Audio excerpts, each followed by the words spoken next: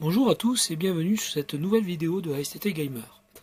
Aujourd'hui je vais vous présenter les nouvelles armées que j'ai fabriquées pour les scénarios et les campagnes que l'on retrouve dans le livre de campagne numéro 2.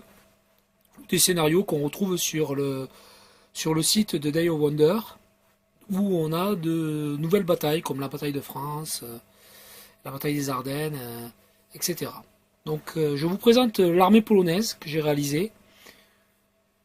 Bon, l'infanterie polonaise avec le badge de la cavalerie polonaise que l'on peut reconnaître ici sur ce personnage là. Donc toujours la même technique, si vous avez vu mes autres vidéos, je fais une photocopie du badge que je plastifie et ensuite je colle un personnage dessus. Donc l'armée polonaise, je suis allé faire des recherches pour trouver des couleurs approximatives de l'uniforme qu'avait l'armée polonaise, avec un petit peu le casque Adrien français. La cavalerie polonaise possédait le casque Adrien français. Sans ça, ils avaient un deuxième casque et une casquette. Donc dans les teintes des couleurs de l'uniforme de l'armée polonaise, et les personnages qui sont en noir ont les bottes. Pour les véhicules, donc les véhicules n'existant pas, j'ai dû les fabriquer. Donc je me suis servi de mes moules sur lesquels j'ai moulé un véhicule. Et ici, alors à la base c'est un char italien. Donc j'ai découpé la tourelle, je l'ai un petit peu retravaillé pour faire un véhicule. Alors c'est un anti-char à la base, un petit anti-char polonais avec un canon souvent de 20 mm. Mais ça permet d'avoir un déblindé polonais. J'ai essayé de faire au mieux au niveau du camouflage de l'époque. Et vous voyez, j'ai mis le petit badge aussi de l'armée polonaise qui sont dans un terrain pack. Donc pareil que j'ai photocopié, que j'ai mis à l'avant du véhicule. Donc ils sont par deux sur la campagne. Les véhicules polonais sont par deux maximum. Donc ça rentre parfaitement bien dans une case.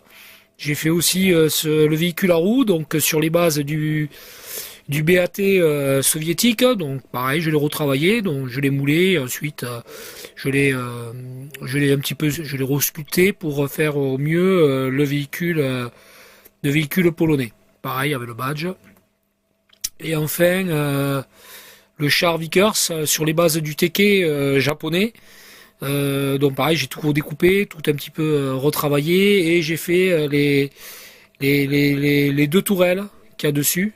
Si on les voit là, voilà, et les deux tourelles avec les deux petits canons, les deux mitrailleuses.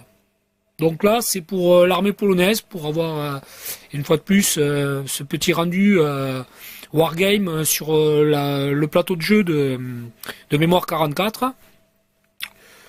Au moins, on distingue très bien l'armée polonaise de 1939, et bien sûr, derrière, on va distinguer aussi l'armée allemande. Donc pour l'armée allemande, j'ai rajouté des véhicules donc qui sont à la base, j'ai voulu reproduire au mieux des petits Panzer 1B utilisés en 1939 jusqu'en 1941 d'ailleurs. Donc ils sont utilisables sur les scénarios qui vont de 1939 à 1941. Donc pris peint gris Panzer avec la petite tourelle et les deux mitrailleuses MG. Donc pareil, toujours sur la même base de ce char Teke. Décidément, ce char Teke me sert énormément pour fabriquer d'autres types de véhicules. Donc là, un Panzer MB, ça fait son petit effet. L'avantage qu'a le Panzer MB, c'est qu'il s'est battu sur plusieurs fronts, donc jusque sur le front de l'Est et en Afrique du Nord. Donc on peut aussi s'en servir pour l'Afrique du Nord, en le peignant couleur sable. J'ai aussi essayé de fabriquer des véhicules de reconnaissance de l'armée allemande sur 6 roues, comme le BAT, donc pareil sur les bases du BAT. Donc j'ai avancé un petit peu la tourelle, j'ai fait un petit peu le camouflage qu'il y a à l'époque. Bon là on le voit pas très bien sur la vidéo, mais ils avaient un camouflage biton, donc ils étaient gris Panzer, et ils avaient une espèce de cassé avec un marron très foncé. Je ne me rappelle plus de la définition exacte du véhicule, mais un véhicule à 6 roues avec un canon de 20 mm de l'arme allemande. Donc ça fait aussi son petit effet. Ça évite d'avoir que des Panzer 4 à canon long qui n'existaient pas pendant la campagne 1939, puisque les Panzer 4 n'existaient que à canon court pendant la campagne 1939. Donc voilà pour Pour la campagne polonaise que vous avez dans le livre 2 de campagne, avec lequel vous pouvez réaliser, voilà, avec tout simplement en faisant des moulages, un petit peu de peinture, ça permet de faire une armée cohérente. Bon, l'armée allemande je l'ai déjà, donc j'allais pas refaire une armée allemande, mais l'armée polonaise je la possédais pas, donc pour être un peu plus fidèle. Alors, pour les soldats en plastique, je n'ai pas utilisé, donc ce sont pas des figurines de l'armée vraiment polonaise, hein. Ils existent hein, dans certaines marques, donc Mars ou Imex au 1,72 si je ne me trompe pas. Hein. Vous pouvez aller voir sur un site qui s'appelle Plastic Soldier Review et vous allez en Seconde Guerre mondiale et vous allez avoir toute la liste des armées et vous verrez qu'il y a l'armée polonaise. Donc pour moi, j'ai fait de la récup, donc j'avais des vieux Revell au 1,72 de l'armée française, Première Guerre mondiale. Mais comme ils avaient le casque Adrien et que le casque Adrien était utilisé, comme je disais tout à l'heure au début de la vidéo, dans l'armée polonaise, j'ai décidé d'utiliser ces figurines-là plutôt que d'investir dans de nouvelles figurines. Ça a fait son petit effet, je dis pas que c'est l'armée polonaise à 100%, mais ça fait son petit effet sur la table de jeu. Avec les bonnes couleurs utilisées, voilà, ça ressort assez bien.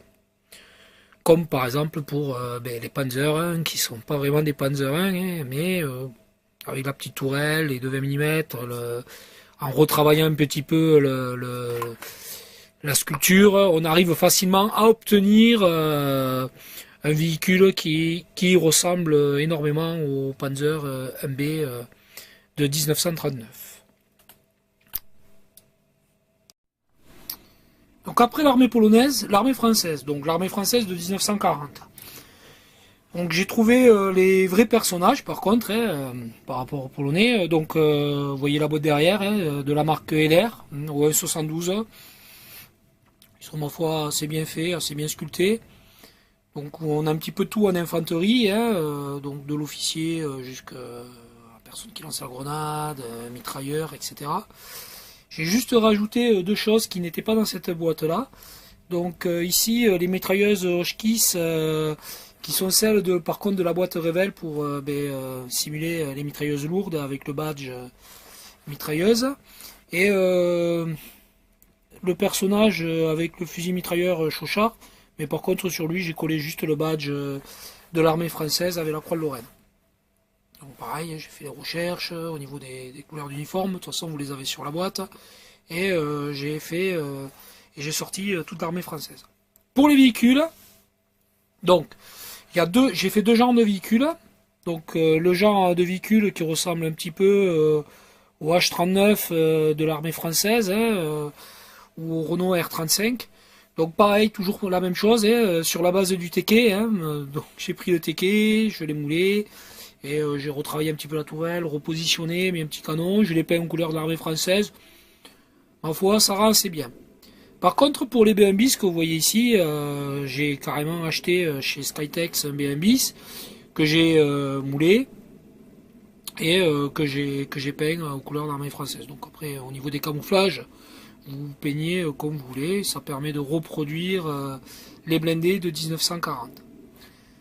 Pour ce qui est de l'armée française de 1940, elle peut vous servir sur plusieurs types de scénarios. Donc bien sûr les scénarios qui se passent en 1940 contre l'armée allemande et le Blitzkrieg. Mais aussi elle peut vous servir comme l'armée pas collaboratrice, mais je dirais l'armée de Vichy. Hein, donc dans les scénarios qu'on peut retrouver sur le site Day of Wonder, comme par exemple tout ce qui va être bataille... Opération Torche, hein, où les Américains se battent contre l'armée de Vichy, ou alors aussi il y a quelques scénarios sur des batailles en Syrie, donc de l'armée anglaise ou de la France libre, qui vont se battre contre les troupes de Vichy. Donc les figurines peuvent servir aussi dans d'autres scénarios dont l'armée française n'est pas limitée forcément que pour les combats de 1940. Donc voilà, ça a son petit rendu sur le terrain. Alors je n'ai pas fait les armes anti-chars et je n'ai pas fait les mortiers, car il y a très très peu de scénarios où il y a de l'anti-char et du mortier côté armée française, hein, la mitrailleuse lourde est beaucoup plus souvent présente. Donc j'utilise une figurine s'y rapprochant, je vais utiliser soit de l'armée britannique ou soit de l'armée américaine.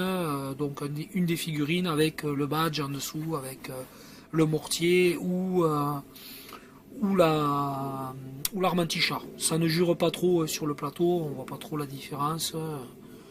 On n'est pas non plus dans un wargames puriste, mais voilà, toujours ce petit effet wargame qu'amènent les figurines peintes avec les vrais belligérants, les vraies armées. Donc pour l'armée française, j'ai fait celle de 1944, qui est habillée soit par les Anglais, soit par l'armée américaine. Donc bon, là, on reconnaît la croix de Lorraine dans le drapeau français pour faire la deuxième DB qui nous est proposée dans Mémoire 44. Donc, ce sont des personnages de la marque Atlantique qui n'existent plus. J'en avais quelques-uns, donc pour différencier des autres troupes américaines, j'ai utilisé ces figurines-là. Ça permet d'avoir un petit peu de diversité sur le plateau de jeu. Et je les ai peints comme était habillé la deuxième DB. Et pour le milieu, donc c'est le commando Keffer. Donc le commando Keffer était équipé par l'armée anglaise, hein, par les commandos anglais. Donc il y en a que 4, hein, vu que sur les scénarios c'est un groupe de 4 maxi, une seule unité d'infanterie. Donc avec la croix de Lorraine. Donc ce sont aussi des personnages atlantiques. Hein. Donc avec l'habit anglais, le plat à barbe sur la tête, mais peint en vert puisque c'était les commandos et ils avaient le casque peint légèrement vert qui permet de distinguer l'unité. Pour finir la vidéo, je vous présente les troupes indiennes de la Seconde Guerre mondiale qui sont battues aux côtés des Britanniques sur plusieurs théâtres d'opération, notamment le théâtre méditerranéen, donc l'Afrique du Nord, en Sicile et aussi en Birmanie. J'avais des figurines de la marque Atlantique, si vous connaissez. Donc ce sont les mêmes que la deuxième DB, hein. C'est la même marque que ce que j'ai fait de la deuxième DB. Donc j'ai décidé de socler et de peindre, donc là un officier par exemple. Et j'ai créé aussi le badge. Donc le badge n'existant pas dans Mémoire 44 officiellement de l'armée indienne, j'ai créé directement le badge, donc comme vous pouvez voir ici. Hein. Donc c'est le drapeau indien avec un tigre qui saute en travers. Comme ça permet de les distinguer. On peut quand même les distinguer facilement en tant que figurine. Je les ai peints dans un couleur d'uniforme théâtre méditerranéen. Hein.